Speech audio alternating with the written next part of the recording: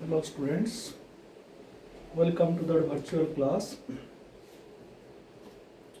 Last period we were discussing the function of money, and there are three functions we are discussing. One is the primary function, second one is that secondary function, and third one is that contingent functions. Primary functions we have already discussed. First one it was the medium of exchange, and second one is the measure of value. These 2 points we have already discussed. Today's analysis that secondary functions of that money, that is that store of value. Store of value, it means wealth can be conveniently stored in the form of money. The money can be stored conveniently or easily. There are so many goods when there is the barter system. At that time, goods cannot be stored for the long period. And if we are storing that goods, at that time, there are some goods which was to be destroyed, and the shape, quality, size, which are to be changed. So whenever the money is introduced, that can be stored for the long period without destroying the any kinds of or loss of value. That is why money acts as a store of value. If we want to store the goods, tomatoes, onions, potatoes, these goods cannot be stored for long times.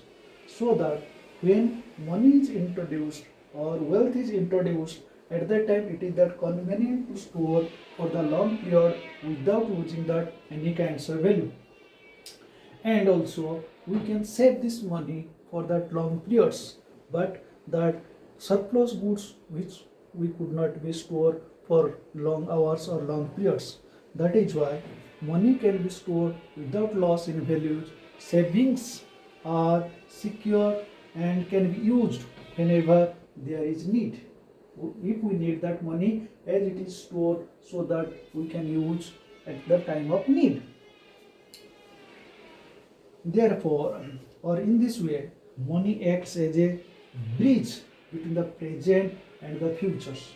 Money acts as the bridge in between the present and future, so that it is to be called that money as a store of value. It serves as a store of value. Money means that wealth or what is to be stored for a long time without any kinds of difficulties or without any kinds of inconvenience. That is to be called that money acts as a store of value. Next one, standard of deferred payments. Standard of deferred payments. It means money can be stored because the debit and credit you have already known. So the debtors make a promise to pay that money in future. Debtor promise to pay that money in future or make payment on some future debt. In those situations, money acts as a standard of deferred payments. Try to understand what do they deferred payments. When any payment cannot be paid at certain position, certain times or just now, which is to be postponed and which payment is to be done in future. That is to be called the deferred payments. Deferred payments, postponed payments. So there are so many payments, like whenever we are taking the loan and the loan interest, it should be paid in future. Likewise, when the debtors, he is also decide to at what time he has to payment for the futures. So that is because money acts as the bridge between present and the future. It means the present situation is to be postponed. We are not paying anything or we are not paying that full amount at a certain time or now, which payment will be due in future and we have to pay in the near future. That is to be called the deferred payments. So whenever there are the goods of the barter system, At that time, the goods age cannot be stored for the long time. That is why that could not be act as a deferred payments. So whenever money is introduced, at that time it helps to payment as a deferred payments. So credit has become the life and blood of a modern capitalist economies. We have already known in the business studies that finance is the blood of business. Without finance, we could not proceed any kinds of business. So there is the creditors and there is the debtors. So credit has become the life and blood of modern capitalist economy. In millions of transactions at present times, instant payments are not made. That all those payments are to be in future and all these payments are to be made online. That is why the debtors are ready to make payments in future. So in this situation, money acts as a standard of deferred payments. Last points of that secondary function is the transfer value. With money purchasing power can be transferred from one person to another person's, one place to other place. This is to be called the transfer of value. So with money, that purchasing power can be transferred from one person to another person or from one place to another place up to any amount, because the money acts as a general acceptability. At any place you have to accept it. At any place you have to make the payments, or any person you have to make the payments. All these places and person cases, it will be generally acceptable. That is why it is called the transfer value. So money can affect such transaction easily, quickly and efficiently. Easily, quickly and efficiently.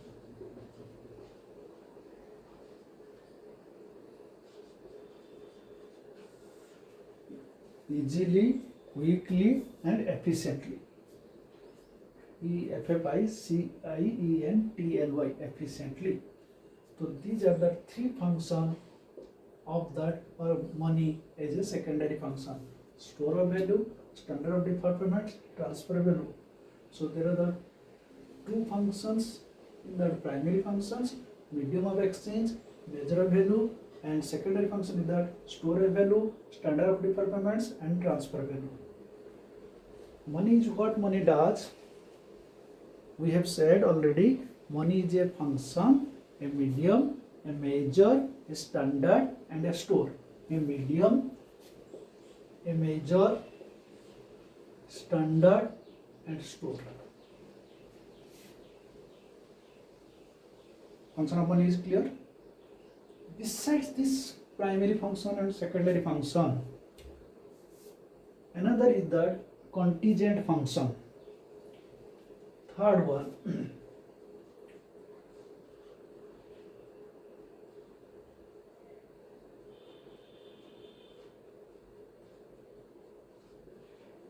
contingent functions of money.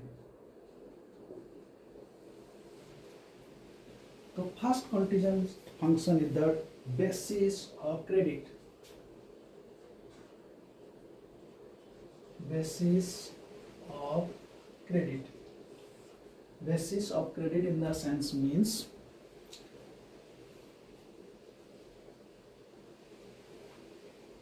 you know all these facts because you are dealing all these credit facilities like check facilities, draft facilities.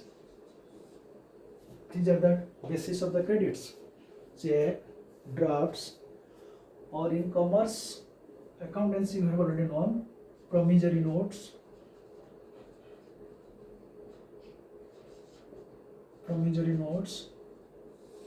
or any kinds of treasury bill, or bills of exchange,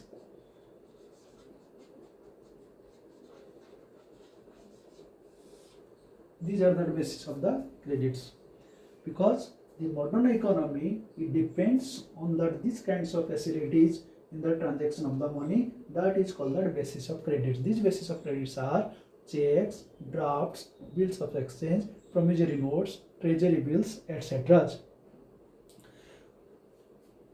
All these credit instruments are claims over the money, and their possessions provides an easy way for transferring the values.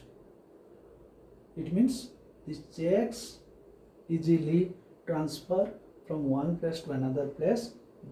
That is helps act as a medium of exchange of that money. So these are the cases credits, checks, drafts, bills of exchange, promissory notes, etc. are to be called as the basis of credits.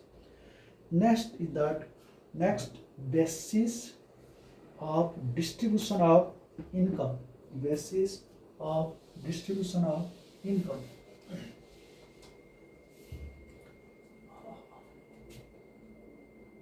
Yeah.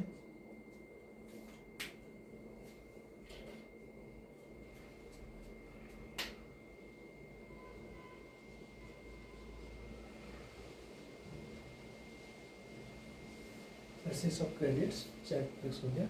Basis of distribution of income.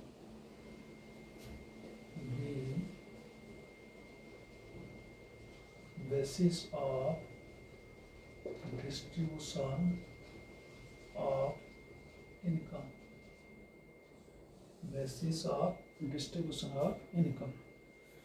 Money has facilitated the task of factor payments of distribution of income. It is, we have already known in that distribution of national incomes. Distribution of national income. It means that factor payments, transfer payments, all these payments are to be done by the help of money easily.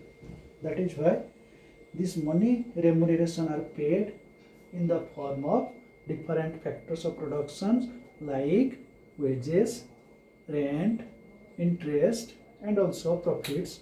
All kinds are to be made by the help of the money. That is called the basis distribution of incomes. Next is that equalization of marginal utilities and productivities.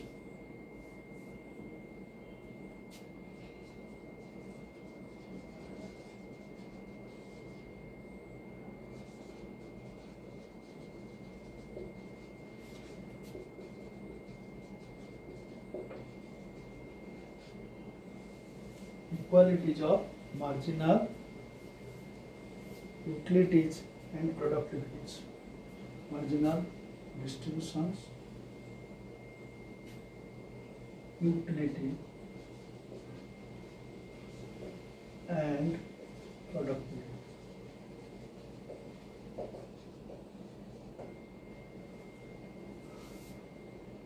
It means a consumer can maximize his satisfaction by equaling the marginal utility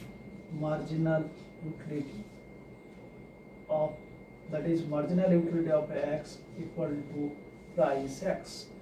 He can equally measure it, whether whenever he is paying the goods for the purchasing, paying the money for the purchasing of the goods, that may be equal or not, so far that consumers equilibrium is concerned. Consumers equilibrium is concerned.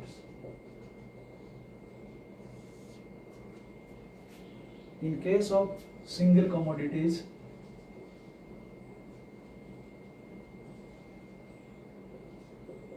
marginal utility of X equal to price X. Two commodities case,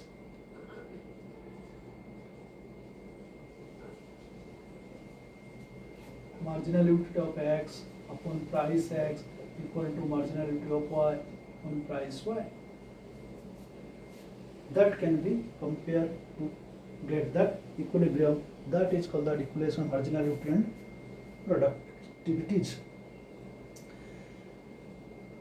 D points, guarantor of solvency.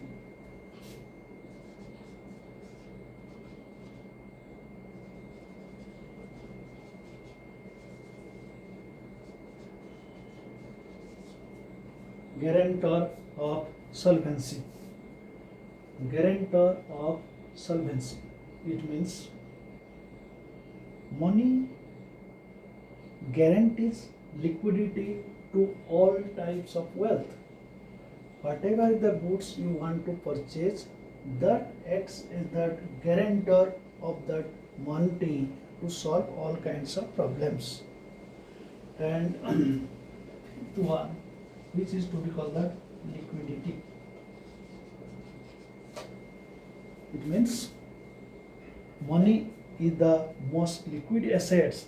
It can be converted into any type of assets according to our choice of the holders, or whatever we can need. If that we have the money, we can able to purchase the goods, or whatever the goods we have, we can sell by the help of the money. That is called that liquidity. So these are the functions of money: primary function, secondary functions, and contingent functions.